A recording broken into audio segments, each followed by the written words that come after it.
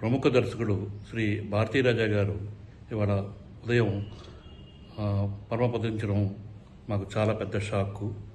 ఎందుకంటే మా పూర్ణోదయ సంస్థకి ఎనలేని కీర్తిని ఆర్జించి పెట్టిన సీతాకోకచిలక అనే దృశ్య కావ్యాన్ని ఆయన దర్శకత్వంలో మేము నిర్మించడం జరిగింది. ఆయన ఒక ట్రెండ్ సెట్టర్, తమిళ ఫిల్మ్ ఫీల్డ్గా ఒక ట్రెండ్ సెట్టర్. అంటే అప్పటిదాకా స్టూడియోస్లోనే ఎక్కువ షూటింగ్ జరిగే రోజుల్లో నుంచి ఒరిజినల్ లొకేషన్స్కి తీసుకొచ్చిన ఘనత భారతీరాజా గారికే దక్కుతుంది. ఆయన తీసిన 16 వైదనీలే మొట్టమొదటి సినిమా.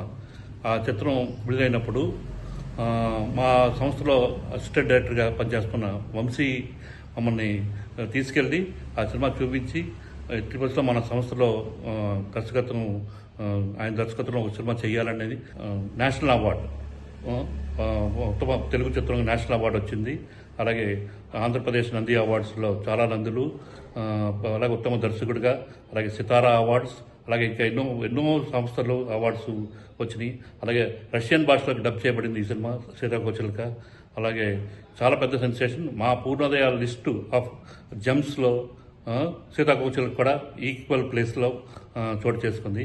అంతటి గొప్ప చిత్రాన్ని మాకు అందించిన భారతీరాజా గారు ఇవాళ లేకపోవడం చాలా ఇది. ఆయన పరమపదించడం ఆయనకి మనశ్శాంతి, వాళ్ళ కుటుంబంలో అందరూ ధైర్యం కలిగించాలని, అలాగే ఆయన ఆత్మకు శాంతి కలగాలని ఆ భగవంతుని కోరుకుంటున్నాను.